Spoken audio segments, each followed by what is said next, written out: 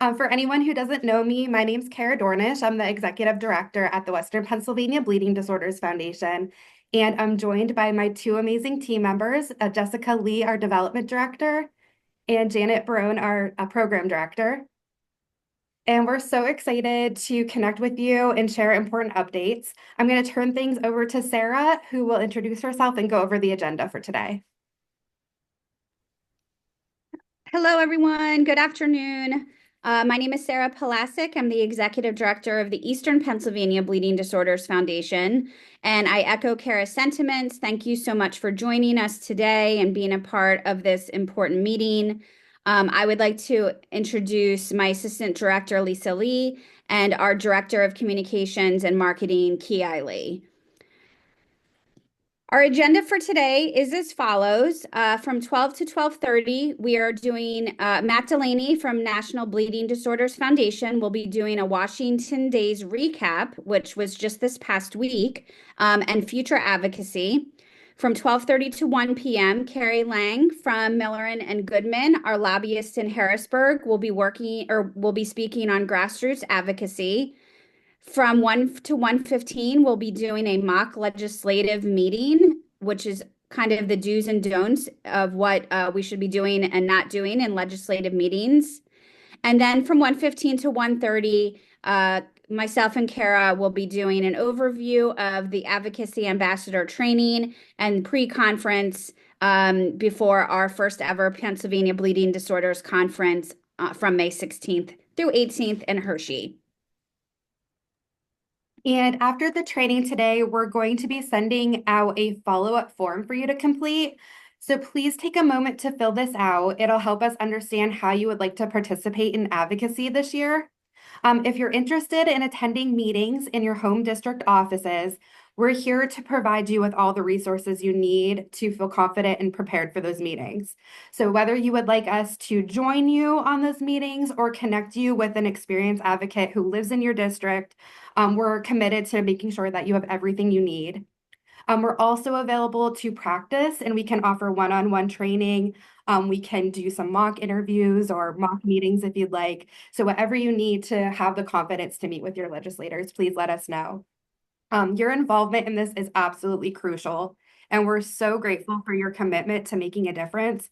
So now I'm going to turn things over to Matt Delaney. He is the Government Relationships Manager at the National Bleeding Disorders Foundation. Thanks so much, Matt.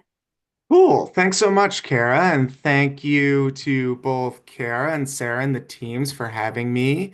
And thank you for all of you either who are attending now or watching. I wanted to, I know I saw many individuals from Pennsylvania last week at Washington Days, our biggest Hill Day of the year on the federal level, but I wanted to kind of give a recap of what Washington Days was, how we fared in our advocacy here in Washington, as well as go over some of the issues we were talking to in Washington, both kind of as a recap, but also these are likely what the issues are going to be throughout 2025. And I know for many of you who are watching the news or paying attention to the madness that is going on in DC, I don't know if there's any calm times in DC, at least since I've been here, but particularly over the next few years and over the last few years, it's been extraordinarily busy and extraordinarily hectic. So we wanted to kind of give a breakdown of kind of what MBDF does on the federal level and what we are likely to see over the next coming months, year, and kind of what our position is on that and how that kind of fits into advocacy as a whole, alongside giving a recap of everything that happened last week. So with that, we already have some numbers from last week. So we were in DC from March 5th through 7th. And in total, we had over 460 participants in Washington Days. We had about 480 before cancellations, but ultimately we had about 460 show up, and that's a huge accomplishment. Out of those 460, around 160 were just attending Washington Days for the first time. So whether they've been involved in the state level or not, it was their first time in Washington. advocating alongside NBDF, which really is a fantastic experience. We had some remarks from a Congressman Darren LaHood, who has been a great advocate for our community. He's a congressman in Illinois and holds some pretty significant leadership powers within the Republican Party in Congress at the moment. So again, all of these relationships that we create in Washington, we've had this relationship with Darren LaHood for quite a long time, but even those new relationships that we created really pay dividends down the road, no matter who is in power in Washington. So that was great to see.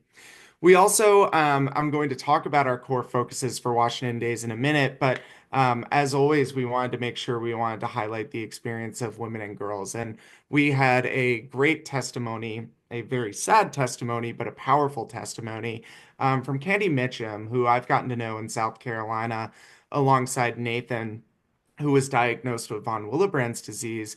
And she told her story at Washington Days, really impactful, about her diagnostic odyssey. And ultimately, sadly, she had to experience an early hysterectomy as a result of her diagnostic odyssey. So really, her story is powerful. It's one of many in this community. And we were really happy that Candy so bravely shared her story in front of such a big audience, and it just goes to show again why these issues are so important. We also had along the same lines, my friend Isabel, who I got to meet in Ohio just last year, a 15-year-old advocate with hemophilia B, who is just fantastic. And this was her first time in Washington. She's been advocating in Ohio for quite a bit. Her family is also impacted by copay accumulator adjusters in Ohio. So she really, unfortunately has experienced a lot of the issues, not only that we see in patient cost sharing, but also for women and girls as well as a woman with hemophilia B. So we also had a great focus on our health equity model as well. But overall, we had over 200 congressional meetings, 248 exactly. Those attendees, 384, are just community members, so not including NBDF staff, as well as industry and some of our other partners who were there. We had 49 states represented, which we always are missing one or two. It was Arkansas this year.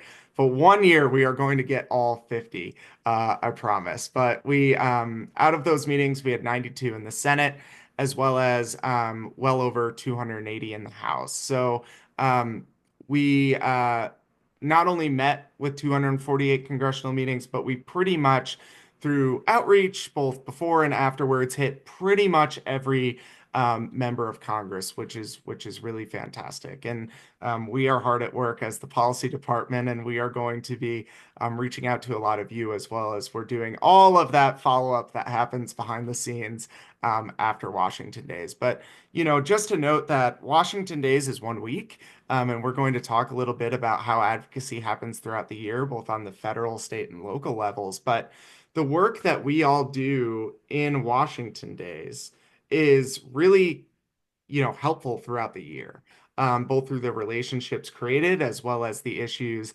that we see throughout the year. And always that point of contact with congressional offices is really important. And before I get into kind of the issues that we talked about, I just wanted to note that we recognize, we work here at MBDF, but all of you who come to Washington Days, that's done mainly on your own dime, right? And you have to miss school, have to miss work to advocate for our community. And that is never lost on us. So we greatly do appreciate all of you who came and gave up that time, those resources to come to Washington. And, it's our obligation and our duty to make sure that that is fruitful. So we hope that you had a great experience. And for those of you who are interested, we would love to have you back next year. So what were we talking about in Washington Days? The first is kind of the elephant in the room is Medicaid cuts and policy changes. So the Congress has to not only fund the government, which they have now, looking at the calendar, 3 days to do.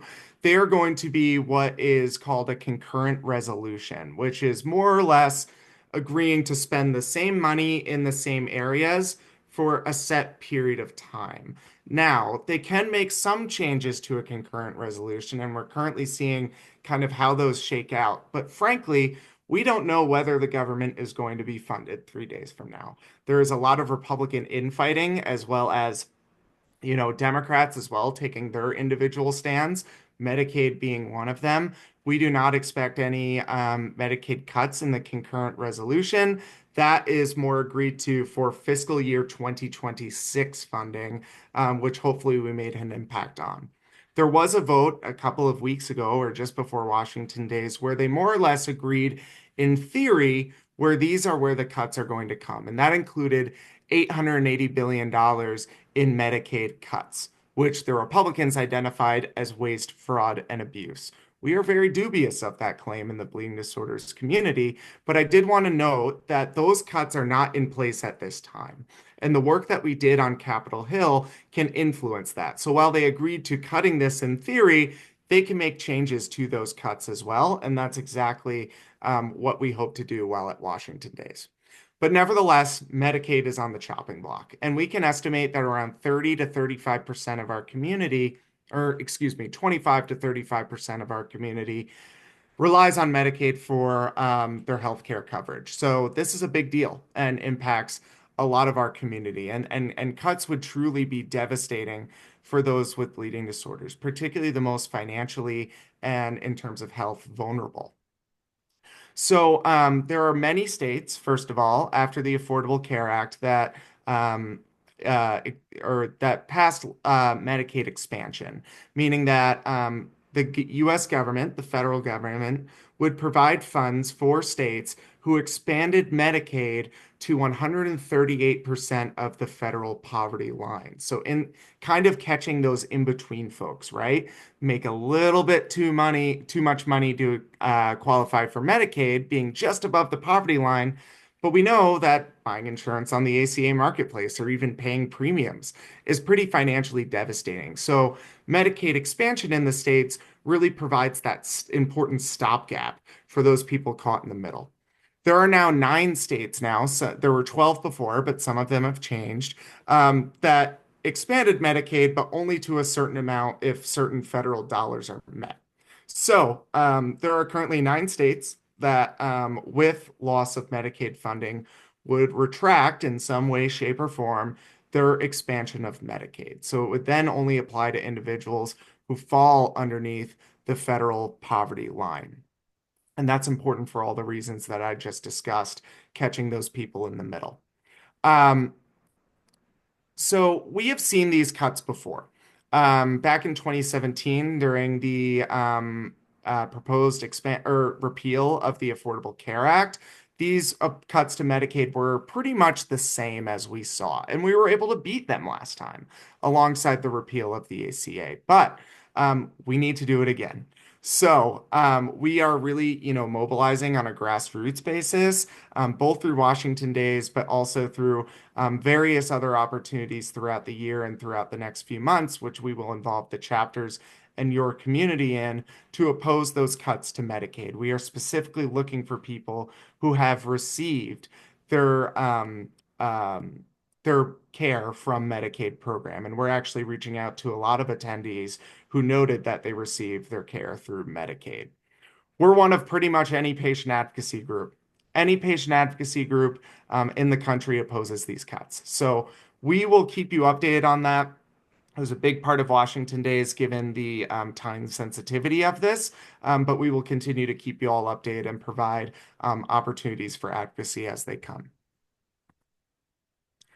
The second issue, which is kind of a perennial issue for Washington Days in our community, is supporting federal programs, particularly for the Health Resources and Services Administration, known as HRSA, as well as the CDC, as well as the NIH. We want to make sure that we have support for these programs. Both the CDC and NIH does critical work in clinical trials, in bleeding disorders research, as well as blood and plasma safety and supply monitoring to make sure that what happened to us in the 1980s never happens again. They're relatively small budgetary asks. For HRSA, for example, which provides the grants to hemophilia treatment centers that allow them to participate in the 340B program. Those are around a 4.9 million with an M grant. So it's a relatively small grant, but we see how much good that does for our community. And these modest investments in supporting bleeding disorders care and research create huge returns in expert care, better health outcomes, and lower care costs. And I think we were very successful with that in Washington days. And while I can never say never, we do feel good about where these programs and where that funding stands, as I think it's relatively easy through the advocacy that we do to see that value that it brings both to the government as well as patients. The third issue that we wanted to talk about is other threats to the affordability and availability of health insurance. We know or we hope rather, we have not seen any real threats to repealing the core protections of the Affordable Care Act, which means lifetime caps, which means um, essential health benefits, for example, that provide essential coverage and denying people based off of pre-existing conditions. However, there have been many ways that Congress that is opposed to some of the protections of the ACA, since they have failed over 100 times in the previous cycle, want to kind of gut the programs under the ACA. The one place that they can do that is through what's called enhanced advance premium tax credits. These were enacted in 2021, 2022, and these are subsidies for buying marketplace insurance for individuals who either can't get it through work or have inadequate coverage through work, right? In some states where there are copay accumulator bans, some people are able to buy protected ACA marketplace plans, for example. But these credits expire at the end of the year. And we would see a real skyrocketing in the cost of these programs, which kind of creates a death spiral, so to speak, for insurance. If you cut Medicaid, if you cut the affordability of these marketplace plans, then ultimately it will cause millions of people to drop their insurance. And in that case, the most expensive patients, being us, are the ones left on these plans, and it just continues to raise the costs. So it is one of our top priorities to protect these enhanced advanced premium tax credits, as it's really another lifeline to keep the Affordable Care Act alive. And while we see no real threats to those core protections that I just talked about, this is a way to kind of go around those where they might expect to not see as much advocacy on, but we as patient groups know what this means, and that's where a lot of advocacy is going to be had. So that was a real core message for Washington days. The last one being the PBM copay diversion tactics. I think everyone on this call, as well as many people watching, know through the great work that the Pennsylvania chapters do, copay accumulator and maximizer programs. Not only is this important on the state level for ACA marketplace plans, but we have federal legislation, which we have just introduced again, to ban these tactics on all plans, which I'll get to in just a second on this slide. So, those core asks being asking Congress to protect those enhanced advanced premium tax credits, which we are going to have many advocacy alerts and opportunities throughout the year, as well as the Help Copays Act, which is Senate Bill 864. We have a House bill incoming on that. And I do have some news where Buddy Carter, who was our sponsor last year, now has the intention of sponsoring the bill again, which is great news because he chairs the House Energy and Commerce Health Subcommittee, and they are doing all of the work on PBM reform this congressional session. So we now have our bill sponsor in the House in the core leadership position of the key committee in which the Help Copays Act will go through. So I we have are a question. Oh, I hear a question. I have a question. So Sure. he's championing it in the House. So now we have a partner bill to go with the Senate bill. We will have one. It's not introduced yet, but Okay. it will be.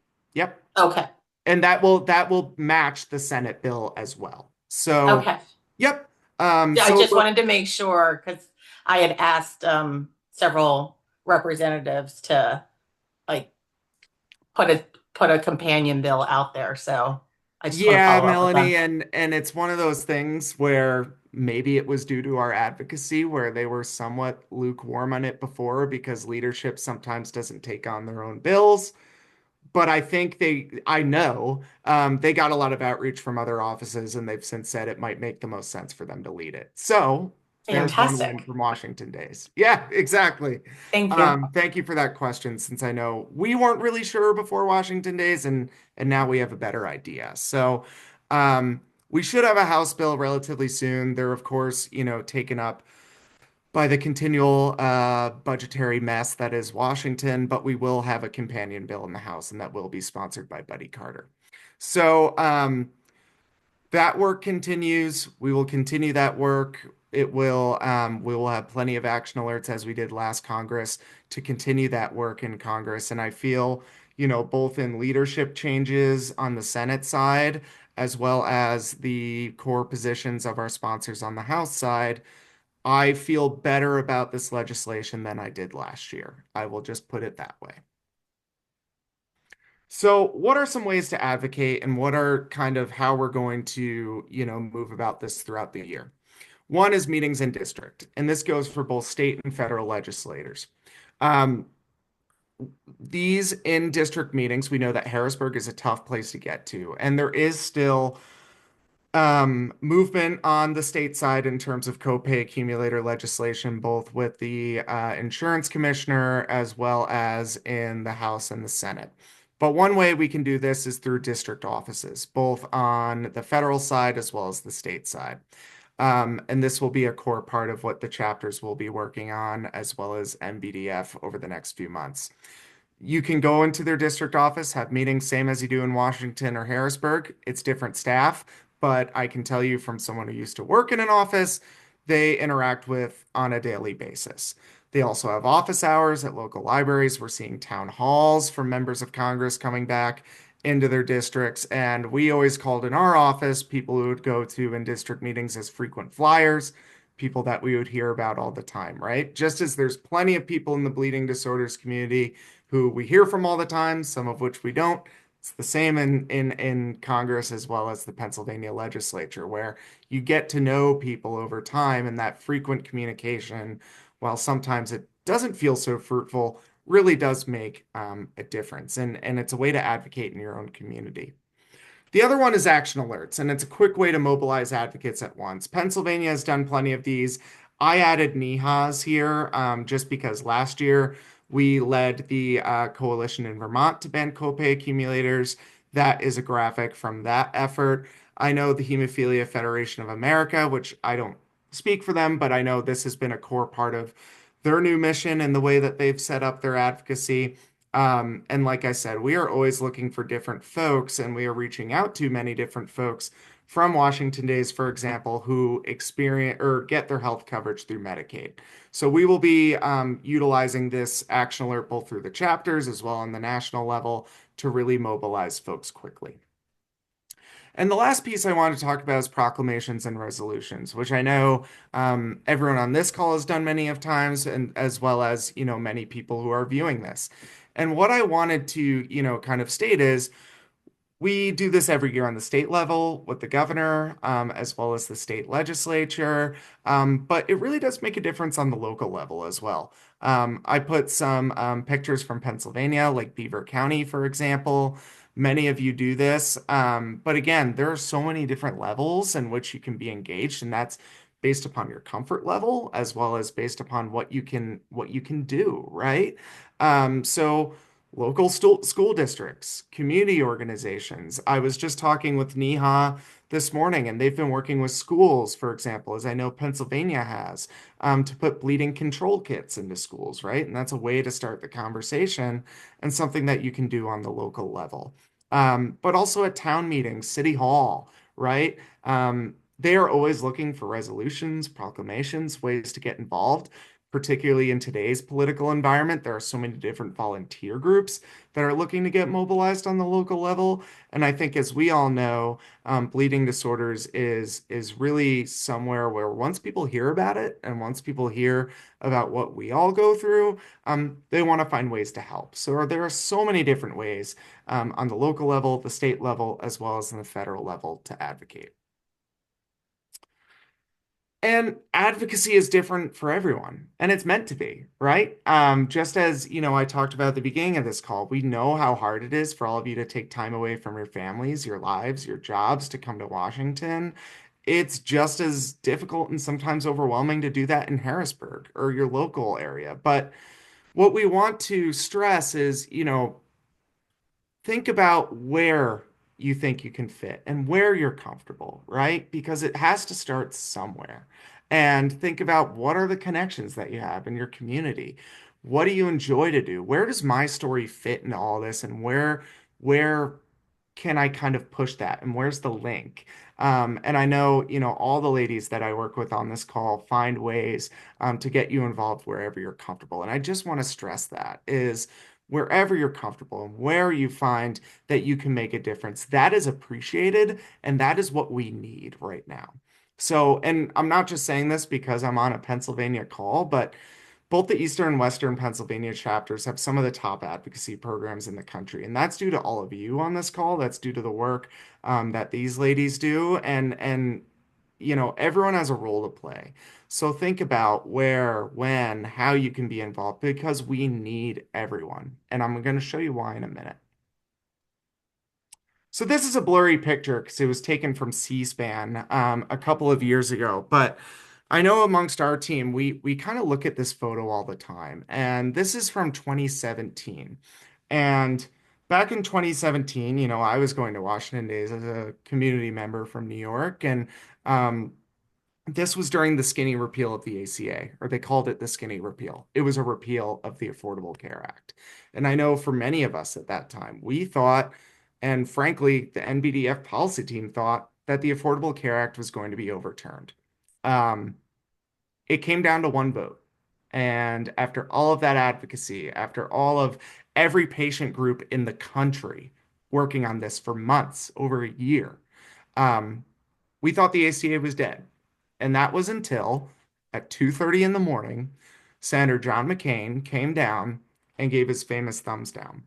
And that one vote, and who knows what story that was? Who knows what that connection? It could have been an accumulation of all of it, right? That one vote saved the Affordable Care Act. And that was 8 years ago. And we've experienced, with all of the issues that we face, that thumbs down kept core protections for our healthcare for the last 8 years. And even with all of the threats we see now, those core protections are still in place. But that's only if we fight for it. And that's only with those accumulation of stories that can get to one person when it really matters to give that thumbs down. So with that, thank you for coming, both to this meeting, for all of you watching right now. Thank you for all of the work you do, both to the chapters, for those watching right now, for those watching the recording. We can't do any of this without you. It's extraordinarily hard. We fail more than we succeed, but that's advocacy. And really the hardest part is keep getting up. So thank you all very much. We can't do this without you, and I look forward to seeing you in Hershey.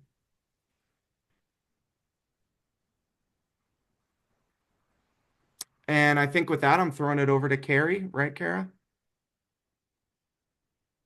Yes, thank you so much, Matt. Yeah, we're going to throw things over to Carrie Lang. She's our lobbyist at Milleron and Goodman. Let's give her a second to share her screen. And thank you so much for being here, Carrie. Sounds good. Thank you. I might need your technical skills here. I always mess up this screen share, so give me a second.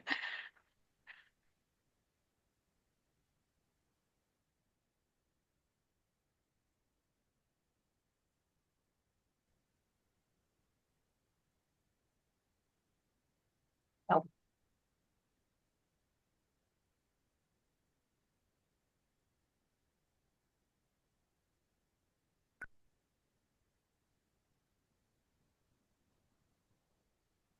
Kara or Sarah, is there any way you can pull up my PowerPoint? Absolutely. Let me get it up here. Sorry.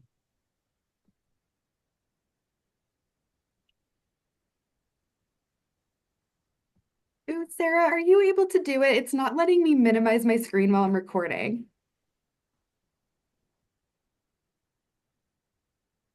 Yeah, sorry, I was on mute. I was nodding and saying yes at the same time. Hang on a second.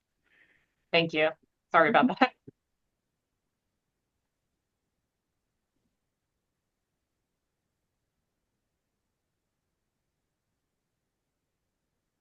So while Sarah's pulling this up, I'll just introduce myself. Carrie Lang with Miller and Goodman. We have been your lobbyist now since 2018. It's hard to believe we've been representing you for 7 years, and quite a pleasure for that time. So thank you for continuing to choose us and to represent you in the Capitol every day. Again, we are the state level lobbyists. We don't do anything at the federal level. We leave that all for Matt. I will say, just from Matt's presentation, quite impressive. I love the breakdown of the meetings you have between Republicans and Democrats. Absolutely love that. I'm going to talk a little bit more about, that bipartisan support and making sure we build a strong coalition on both sides of the aisle. So on our next slide, just a little bit about our firm. We've been around since 1980, contract lobbyists. So we dip into everything from healthcare, tourism, gaming, you name it. We kind of cover it all. On the next slide, just a little bit about me. I've been lobbying now for over a decade. Still feels like I just graduated school, but here we are, almost 11 years later. Again, I kind of cover a lot of different topics, healthcare, obviously, agriculture, tourism, housing, judiciary, pretty much any topic, someone in our firm probably handles it. I think it's helpful because a lot of issues tend to overlap. So you build those contacts. Just a little breakdown of the House. So I've been saying this now for going on 3 years. We have an even split between Republicans and Democrats in the State House of Representatives. So right now we have 101 Democrats and 101 Republicans. There's one vacant seat. Unfortunately, Representative Matt Gergely passed away in January. So that's where that vacancy came from. The special election to fill his seat is scheduled for March 25th. Everyone here at our firm and everyone in the Capitol, it seems to believe that seat will be filled by a Democrat. That'll give him a 1-seat lead. Again, very humble majority, not a whole lot of wiggle room there, right? You need bipartisan support to get anything done. Otherwise, that bill's dead and it's going to be turned over to the next session. So last session, I will say, was a little bit more contentious. That was the first session where we saw Democrats take over the majority in the House in over 10 years. So there's a big learning curve. A lot of staff members didn't quite know how to run a committee meeting or what to do or how to handle things, right? It was their first time in the majority. I think a lot of that has now settled. For example, we're at an even split right now. Last session, we would have been on hold for a session. They wouldn't have come in until that special seat was filled. But we're cruising along. We're back in session next week. And we're also in the week of March 24th. So cruising along, pretty much status quo in the House. I guess that's the best way to describe it. House leadership. So we have our speaker, Joanna McClinton, is still the speaker. The majority leader is Matt Bradford, and the approach chair is Jordan Harris. None of those have changed. The only change on leadership is Mike Schlossberg from Allegheny or from Lehigh. If any of these names on this list ring a bell, or if you happen to know that they are your personal legislator, keep that in mind.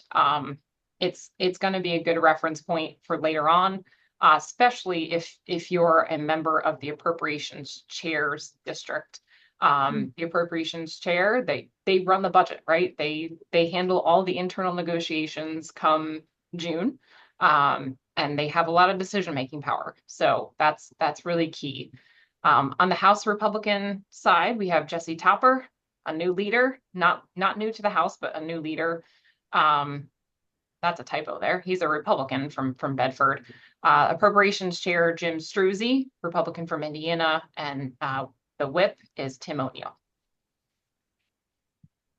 As far as our committee chairs, I'd just like to go over these again, just for reference when you're doing your grassroots outreach. It's always helpful to know where your legislators are from, or if they're someone of importance, especially for the issues that we're advocating for.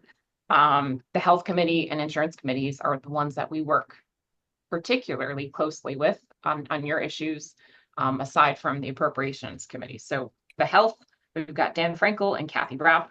And on insurance committee, we've got Perry Warren and Tina Pickett. Will these slides be sent to us? Yes. I'm sure. Yeah. Okay, thank you. Share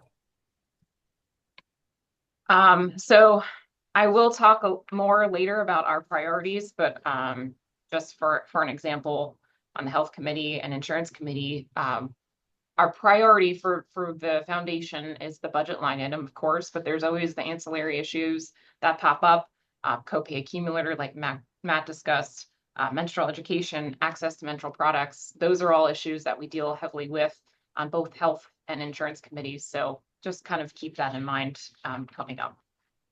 On the Senate, Republicans continue to control the majority there. We've got 27 Republicans to 22 Democrats.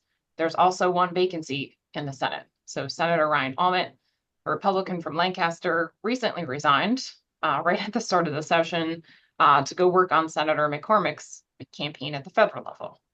So that vacancy is also scheduled. The special election is also scheduled for March 25th. It's going to be a big Tuesday that day. We'll see what happens. Lancaster, I can't expect many changes there. I would also anticipate a Republican filling that seat as well. So again, the Senate leadership hasn't changed a whole lot. We still have President Pro Temp Kim Ward. Joe Pittman continues to be the leader. Scott Martin is the appropriations chair. So if you know someone who lives in Scott Martin's district, that's very critical. Again, appropriations chair, that's our budget line item. And the whip there is Wayne Langerhulk. Senate Democrat leadership hasn't changed. Jay Costa is the leader, appropriations chair, Vincent Hughes, and Tina Tartaglione is the whip. Vincent Hughes, his staff, they are well aware of our budgetary issues. They've been on appropriations now for several sessions. So the committee chairs on the Senate side, Health and Human Services, Majority Chair Michelle Brooks, Minority Chair. Minority Chair is Art Haywood, and Senate Banking Insurance Committee, Majority Chair Chris Gebhard, and Minority Chair Sharif Street. I saw a question pop up there about what a whip is. They're in leadership, and basically they're responsible for whipping the votes, for generating enough votes and seeing where their caucus is, whether it's Republican or Democrat on each bill. So typically in committee, that doesn't really happen, but when it gets to the Senate floor or the House floor, they want to know where their members are before it comes up for a vote, particularly when it's a controversial issue, right? In the Senate, since Republicans control the floor there, they're not going to want to put up a vote that doesn't go through, typically. So the majority whip, basically, they got to whip the votes and either get everybody on board with voting for something or get them opposed to a vote. So the foundation priorities, again, we have those ancillary issues, copay, the menstrual access, period products, all that stuff. But our main focus here for the next few months through June 30th is our budget deadline, is the budget line item. I will emphasize this. So the IFO, the Independent Fiscal Office, put out a report that the state is currently operating at a $3.4 billion deficit. $3.4 billion. Not good. That projection is expected to go up to $6 billion next year. So keep that in mind. The Senate continues to tell us in our meetings, Eric and I have been making our rounds with the appropriations staff. They're utilizing lobbyists to get the message out there that there is a big deficit And because of that, level funding this year would be a huge win. That being said, there's always the exception to the rule. There's always somebody out there who gets an increase. There's always somebody out there who doesn't get cut. I want that to be us. I want us to be the exception to the rule here and to get that increase. And that's why we're doing these grassroots outreach efforts in the district and making sure they know who you are, they know what our issue is, they know what our priority is. I've also gotten questions about how the funding is used. So Sarah and Kara and I have worked a lot on this. Senate and House appropriations staff are really digging into the weeds here. Who's getting how much money? What is the money being used for specifically? So they have asked us, how do the HTCs apply this funding? So you get a little over $1 million each year. How do they use 300,000? How does Hershey use their money? We've shared that information with them, but if you could also double down on that and get that information out to your personal legislators so that they know this money isn't being taken for granted. It's being used directly for patient care. Also interesting to note, and it doesn't apply for hemophilia, but there's about, I think it's 4 or 5 other rare disease line items in the budget. Some of those communities are not utilizing their funding. So it's a little bit odd. I don't know which groups are not using their money, but sort of tongue in cheek, I said, well, if somebody doesn't need their money, we'll gladly take that on. So I don't know who it is or why or what happened there, but it's not us, but just kind of keep that in mind. They're really digging into line by line, how much every line item gets and what the money's being used for.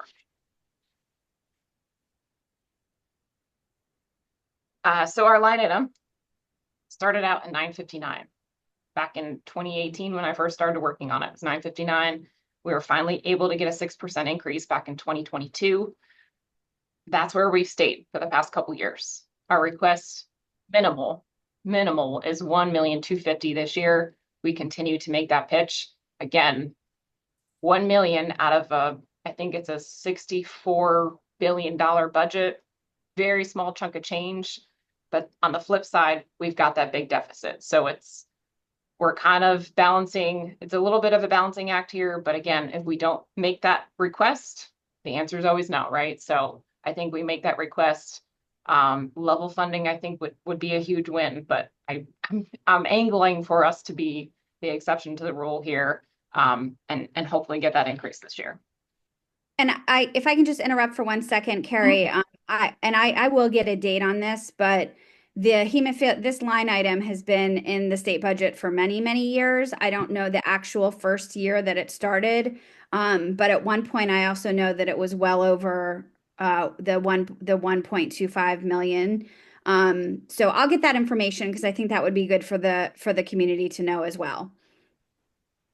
Thank you. Yeah, that would be helpful. I believe it was 1970.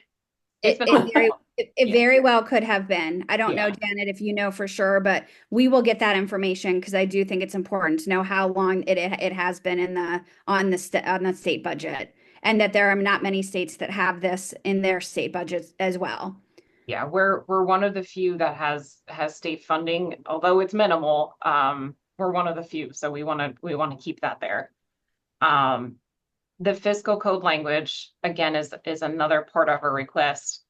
Back in, I think it was 2019, Department of Health came out and said that they were going to change how the funding was distributed. So basically, the state was going to be divided up into several different regions.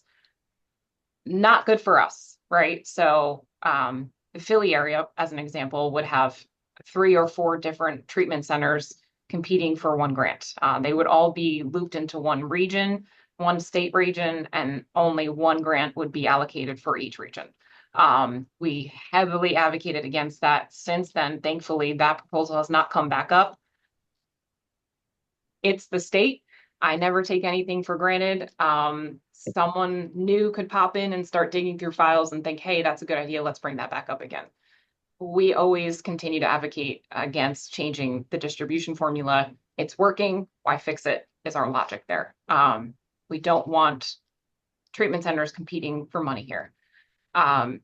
So that's fiscal code language that we do include. So I'll start back from the beginning here. It's a 3-part request. Increase the line item from 1,017,000 to 1,250,000. Separate the line item out from the other rare diseases. So sometimes the governor will loop in hemophilia with cystic fibrosis and several other rare disease line items into one pot. Well, come June 30th, there's one number for rare diseases, and we have no idea how much gets allocated to you. So it's just much easier if they just specifically say, this is how much each rare disease line item gets. And then the fiscal code language. So it's a 3-part request that we'd like you to help us make with your local legislators. It's pretty simple, and we can provide this breakdown for you. Initially, it sounds a little bit complicated, but it's really not. It's pretty straightforward. So scheduling meetings. Matt kind of covered a lot of this already, but legislators will have general office hours. We don't recommend just popping in. Please go ahead and email them or call them ahead of time to make sure that you can get on their schedule, get a confirmed time. The meetings themselves, I think everybody on this call is pretty active and engaged, so you're all familiar. They're going to be at about 15 minutes to 30 minutes a piece, nothing too long. We need you to meet with both your representative and your senator. That's critical. We need both sides of the aisle, senators and Republican senators and representatives, Republicans and Democrats. Again, I think everybody on this call is pretty engaged with their legislators, but if you don't know who your legislators are, you can utilize the site that I have here. The state is updating their website. So I just included screenshots here of what the old site looks like. This is the old site that you're looking at right now. So what you would do, plug in your personal address and go through the robot, and then find out who your legislator is. It'll pop up your representative, your senator. It'll show their contact information right when you plug that information in. And the next slide is the new website. Both are available once you plug in the state General Assembly website. You can just toggle on and off, whichever one is easier for you to use right now. But again, just plug in your address and your contact information will pop up. And then grassroots advocacy, do your homework, research your legislators, get to know what committees they're on, what legislation they're sponsoring this session, get to know what their interests are. Are they more interested in agriculture issues? Do they have a lot of bills addressing healthcare? Get to know them, get familiar with what their background is. Make sure they know you're a constituent. That's important. They want to know who's voting for them or just who generally lives in their district and what their district issues are. Be clear, brief, accurate. Allow the legislator to talk.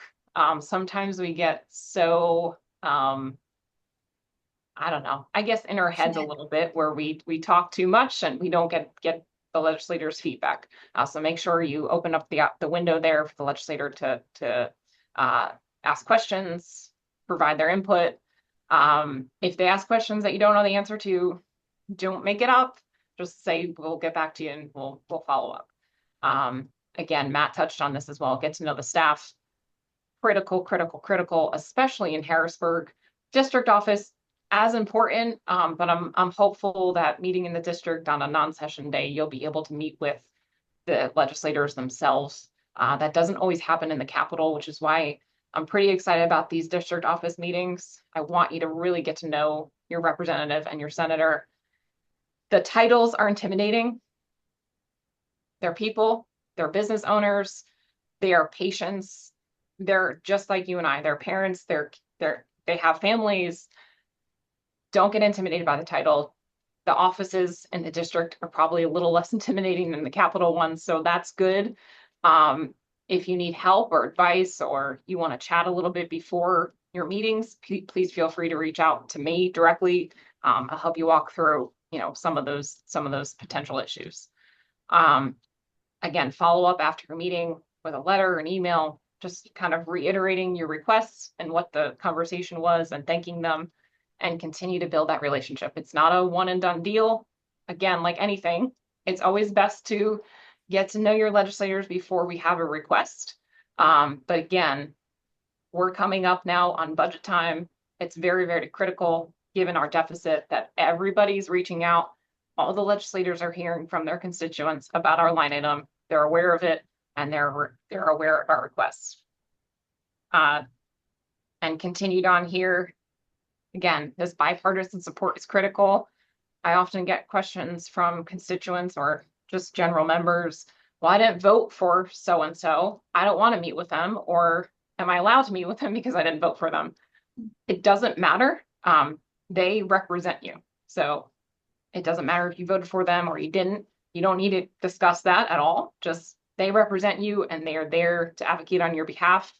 They can't do that unless they know you, right? So they have to know that you exist, you are a constituent, and you are in their district. On the flip side, your legislator might not agree. You might have some crazy representative on one extreme or the other who says we don't support any line items, or who knows? You never know what the conversation may have. That's okay. Again, they still need to know that you are a constituent and what the issue is. I don't want this to turn into a debate. I want everybody walking out of their meeting feeling positive and comfortable. But advocate. There's the gray line, right? You have to be persistent but not argumentative. You're the expert. You're the ones dealing with hemophilia. You're the ones in this community. Most of these people are not. So you are the expert. You don't have to be an expert in the legislative process at all. That's what we're here for. We're here to walk you through it. The only thing I ask is do not talk about fundraisers or any PAC donations. That cannot happen in the district office. So that's the only big no-no. Other than that, have fun with it, enjoy it, relax.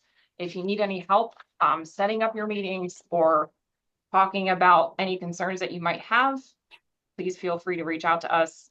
We're always a resource, open door policy here at Miller & Goodman. We can walk you through it. It's pretty straightforward. Again, our focus here is the budget line item, 3-part request, increase the line item, keep it separated out from the other rare diseases, and maintain the funding distribution formula. Keep it simple, right? Can't mess it up. Thank you all. It's really good to see you. I'm glad you all jumped on the call today. And we look forward to working with you.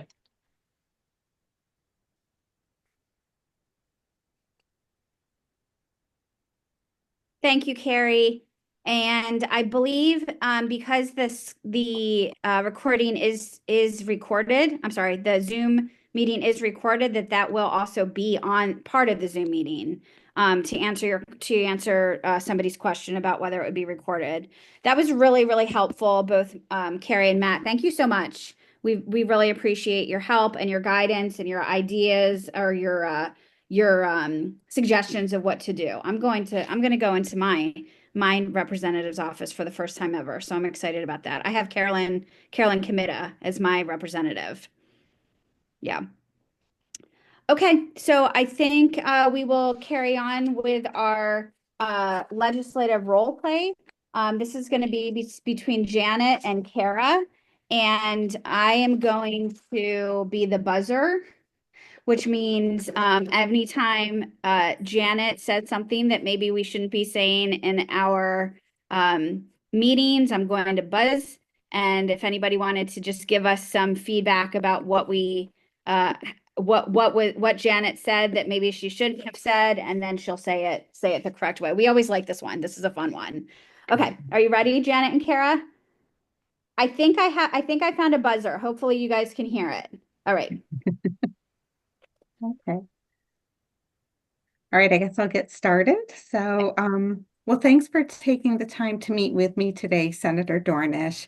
Your office has been so hard to get a hold of. I only ever seem to get in touch with your staff who never seem to tell you what I need. I'm just so glad that we can finally meet. Please don't. Please don't.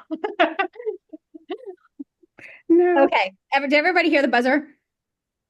I didn't Okay. hear the buzzer. It's not loud enough. I'm not going to do the buzzer. I'll make an annoying buzzing sound. Okay. Can anybody say what Janet said or did wrong? Already Carrie's like, please don't. Can anybody identify what she did wrong in that? She made a comment about finally being able to meet, which is a little sarcastic and a bit of a dig. She came in starting off with a negative message about the office. Might not get a second meeting out of that one. No. All right, Janet, would you like to try it again? Sure. So thank you so much for meeting with me today, Senator Dornish. I live in your district. My name is Janet Barone. I live in Center Township in Beaver County, and I'm the mother of a son who has hemophilia. Hi, Janet. I'm so happy to meet with you. Thank you for coming to my office today. What can I do for you? Thank you. I'm happy to meet with you too. I voted for you in the last election, so I hope you can help us get the hemophilia line item increased. Eh, Okay. What did Janet do wrong in that one that she shouldn't have said? she shouldn't have said I voted for you. Exactly. Okay. All right, Janet, I'll would you like try to try again. that one again? Absolutely. So thank you. Today I want to meet with you about the hemophilia line item in the proposed budget. But first, I'd like to ask if you're familiar with bleeding disorders such as hemophilia and von Willebrand disease. I've heard of it, but I'm not too familiar. Could you explain it to me? Sure. So people who have hemophilia or missing or have a deficient amount of a protein required to form a blood clot. People with von Willebrand disease are missing or have a deficient amount of a protein that carries one of the clotting factors to the site of the bleed. There are 13 different clotting factors, and if you're missing one or if your body doesn't quite produce enough, you can't form a clot. And this is especially critical with internal bleeding, such as bleeding into the muscles and joints or into critical organs. A helpful visual of a blood clotting cascade is to picture a row of dominoes that are being knocked over. If one is missing, the process is interrupted and it can't be completed. There are no cures for these bleeding disorders, and people like my son are on prophylaxis and require factor 1 to 3 times a week. This is a tough one. Anybody have any ideas about this one?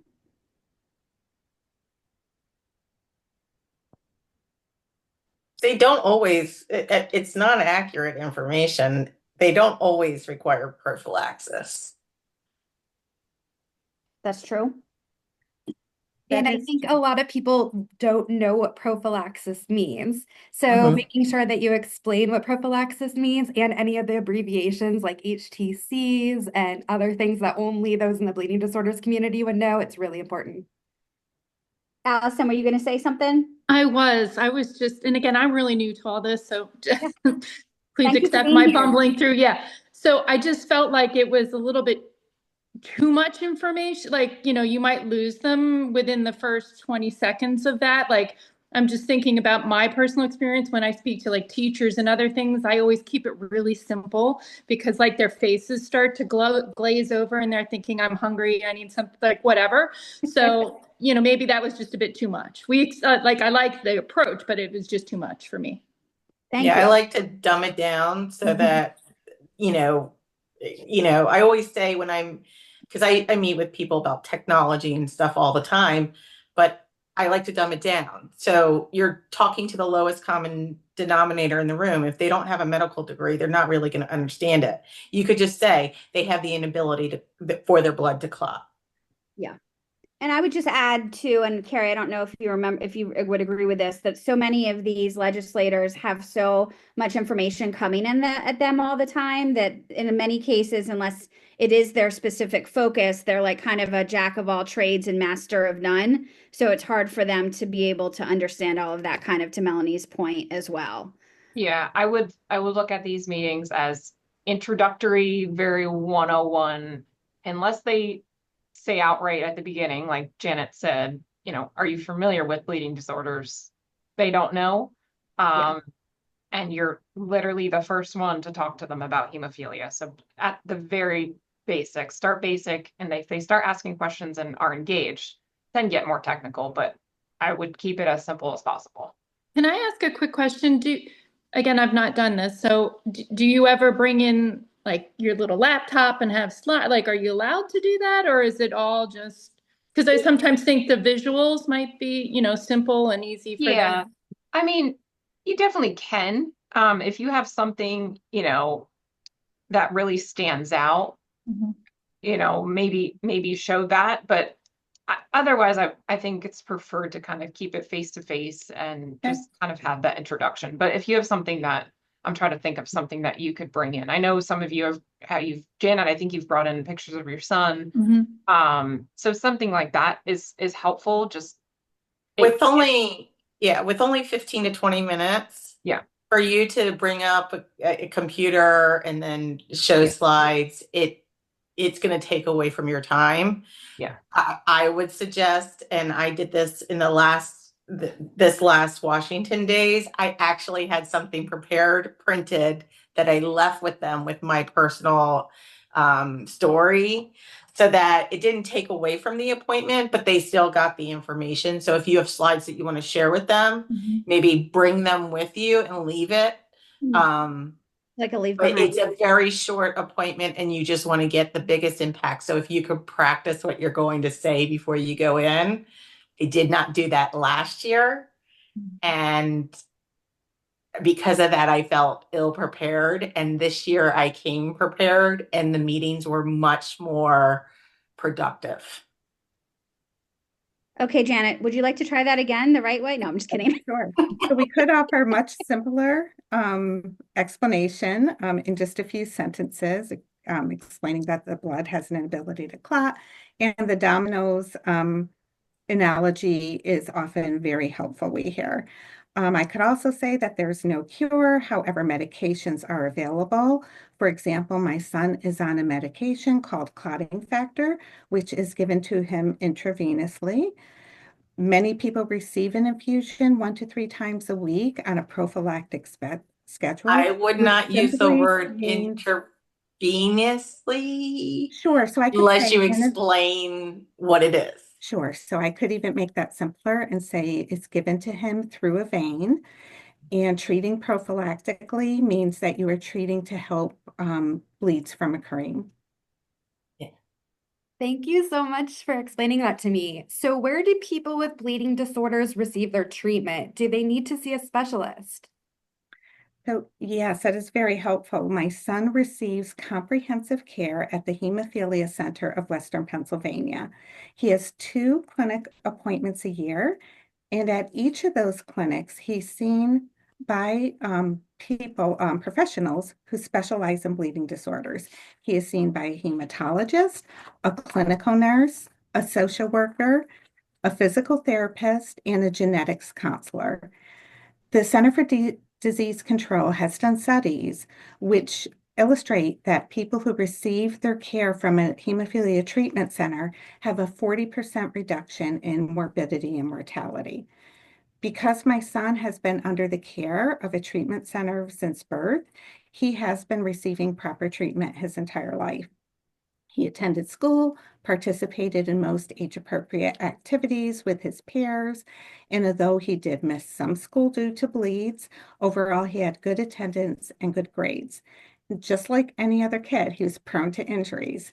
And when he did have injuries, it was really critical that he was established with a hemophilia treatment center. As an example, when he needed to see an outpatient physical therapist to recover from his injuries, he was first evaluated at a hemophilia treatment center, and the staff there worked directly with outpatient staff to educate them on proper protocols for people with a bleeding disorder so that they wouldn't inadvertently cause further damage. In addition, the treatment center nurses also supported us outside of regular clinic visits. They taught us how to infuse our son with his blood clotting factor. They taught us to do that at home. Otherwise, prior to that, we would have to go to a hemophilia treatment center during business hours or to a hospital emergency room after hours and on weekends. And eventually they taught my son how to infuse himself at a camp that they run for children with bleeding disorders. So my son has graduated high school. He's now going to college at Penn State. He's studying agricultural science. And he will continue to need specialized care his entire life as there is no cure. He wants to stay healthy, become employed, and contribute to society. Wow, that's wonderful. It sounds like hemophilia treatment centers play such an important role in the lives of those with bleeding disorders. They do. Senator, we finally agree on something. I'm hoping that you and your colleagues will do the right thing and increase the funding for the hemophilia program. Eh. You can't say we finally agree on something. No, we may want to, but we can't. So what would you say, Janet, instead? I would say something along the lines of, yes, they do. And it's important that the treatment centers receive funds for the hemophilia line item. The funding received by each of the 7 hemophilia treatment centers in Pennsylvania is used for direct patient care, not for research. As I mentioned earlier, the treatment centers provide comprehensive care and specialized treatment, and the CDC studies have shown a 40% reduction in mortality and medical complications in patients who receive their care at a hemophilia treatment center compared to those who receive care at a hematologist outside of that network. The overall cost of care are therefore reduced as well, and it provides an excellent return on investment. And also, in addition, I like to say that there has been a long-standing misconception that bleeding disorders such as hemophilia only occur in men. Hemophilia treatment center staff are now identifying females who are at risk. They are testing them and providing treatment and care as needed. So in the past, it has taken an average of 16 years for a female to be diagnosed with a bleeding disorder after the first onset of symptoms. So the patient population at these treatment centers has been growing significantly. However, their funding has remained relatively level. So again, I just ask you to please do the right thing and help us out with this request, and we will remember you on Election Day. Matt, what did she say wrong? Well, it's not necessarily the worst thing in the world to say, do the right thing. But one, the fact that you're already there and advocating for it um, means that they know that you believe it's the right thing. So it's not always the most helpful. It won't break a meeting, but it's not the most helpful. The real red flag here is saying we'll remember it on election day. You can think that in your head. I do it all the time. But um, there are many voters that they have to respond to. There are many issues, and it's just an antagonistic way to start the meeting. And I think particularly, in our current environment and even during the last administration as well, we need to remind ourselves that we are nonpartisan and these issues are cared for by both Republicans and Democrats alike, just as the same as there are many Republicans and Democrats in our community. So we're just as diverse as the country is, and it doesn't do us any favors mentioning elections or partisanship. Even if it feels like it, it doesn't help. I promise. So instead, at the end of the meeting, Janet, it would be helpful to go ahead with the last part. Sure. So I think it would be helpful to just wrap up with what the 3 asks are.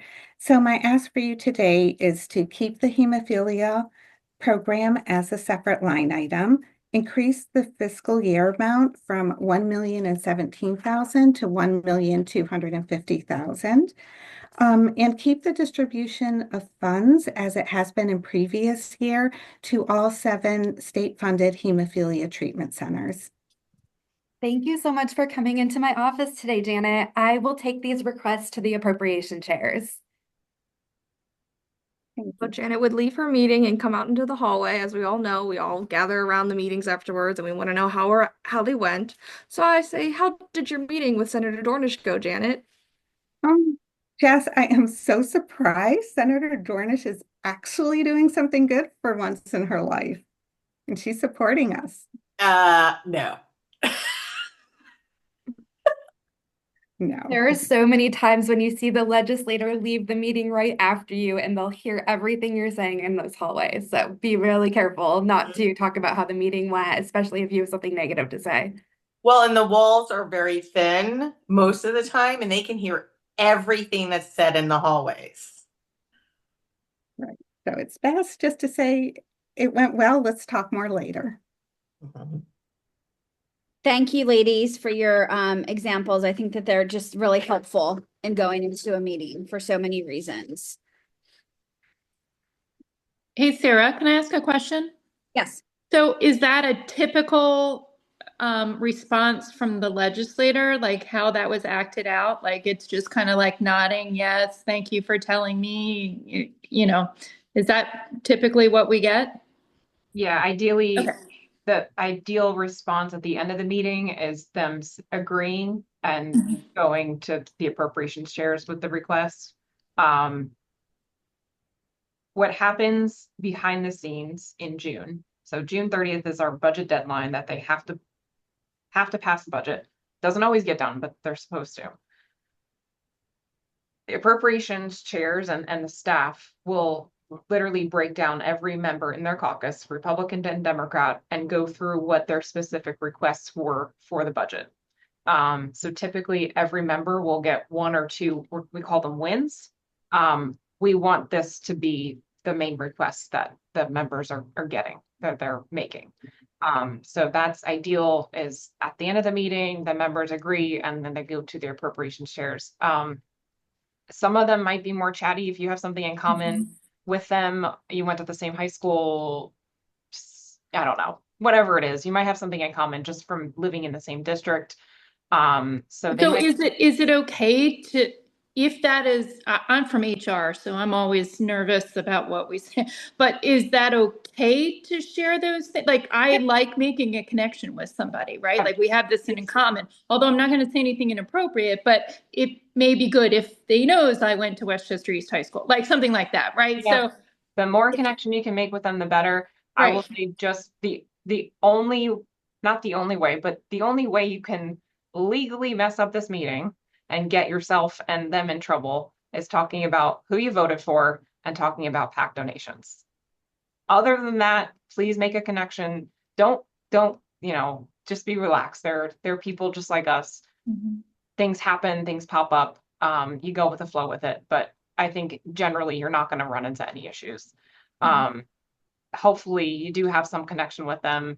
You can kind of establish that relationship and build from there. It's just like any other interaction. If you participate in any hobbies or anything outside of work, the more connections you have, the more they remember you and the more they're willing to help you. Right. So that's And there's usually business cards, Allison, on their front desks, and a follow-up email to their staffer, I think is a nice touch, if not the actual legislator. Yeah. That's a nice, I think that's a nice idea too, to just have, again, like Carrie said, start that relationship. If you and I wanted to go in together, I'd be happy to do that with you as well. If we have the same people. I don't know for sure if we do, but we can talk later. Okay. I remember when I met Representative Tim Briggs in Harrisburg, he said, "Oh, where are you from?" And I said, "King of Prussia." And he said, "Really, where?" And I told him, and he's like, "Oh, we're neighbors. I live down the street." And the next time I saw him in the grocery store, I said, "Oh, Representative Briggs, it's so good to see you again. It's me from the bleeding disorder, Melanie from the bleeding disorder community." And I know that we're still trying to get the Helps Copays Act passed in Pennsylvania. Did you get a chance to review the information that we sent you? And that led to a conversation in the middle of a grocery store.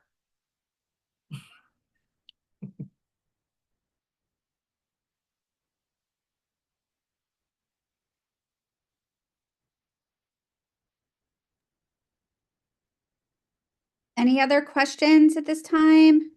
We were actually not, we were going to save questions for later. We do have a few more minutes in case anybody else had them.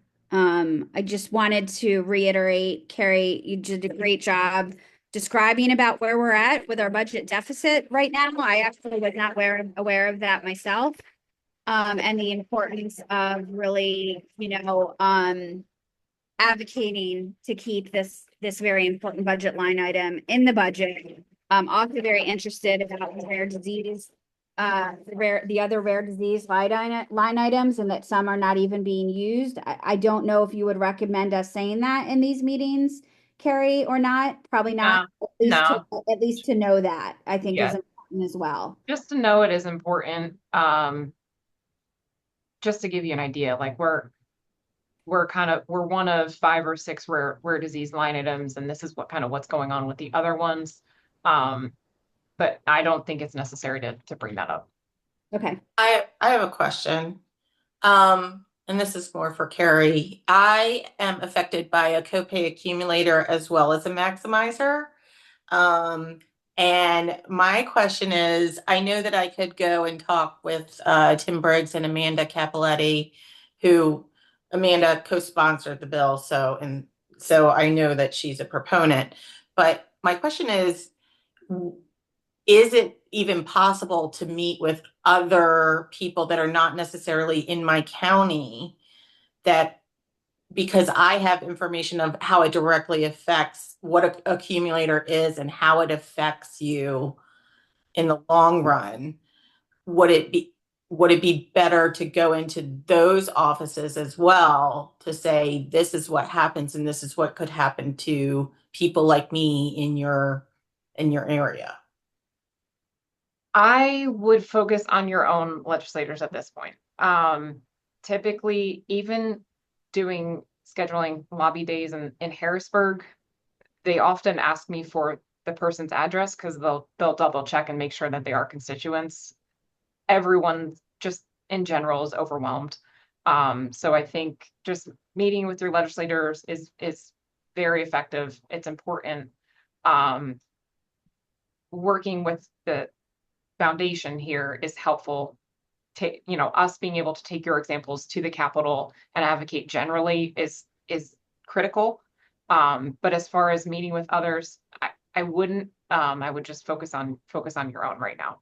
Something I think we could use though, Melanie, since you are impacted, is the questions, the area in which they're always confused about, right? From the PBM lobbies and the insurance lobbies is, where is the money and where does it go? What we could use, and working with Kara and Sarah on this, is, I know that you get, statements, with each shipment and everything. If you have copies of those in which you're willing to share, or as much information as you can share of like the copay assistance being drained, that is always really helpful to have. Yeah. Because, they compare it to a good RX coupon, which we know isn't true, but that information would be very helpful to have and show. Yeah, because I could show that one, CSL paid for on the copay accumulator for the accumulator, and they sent the $4,600, and then they still charged me the $4,600, and then they deemed my drug a non-essential health benefit and then charged me again. So they We could use ended that up, documentation. yeah. So thank you. I echo Matt's comments there. Talking to in the insurance committee staff for the past couple of years on copays, they would love to see the documentation. It would be very helpful. It would definitely help build momentum. Yeah, I would love to see that too.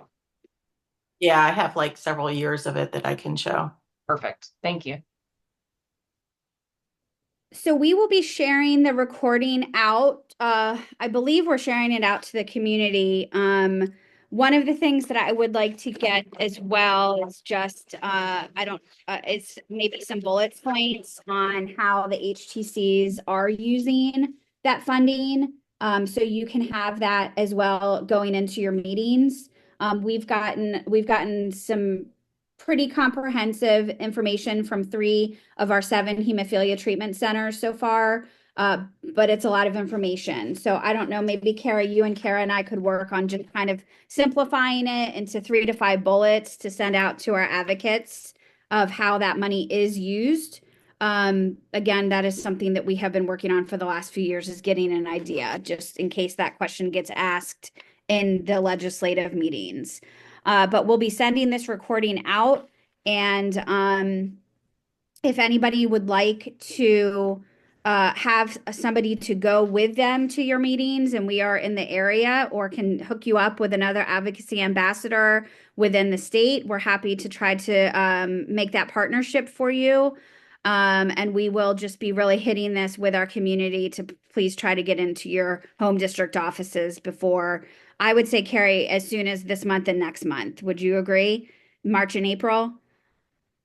Yep. I would focus on anytime before May is probably best.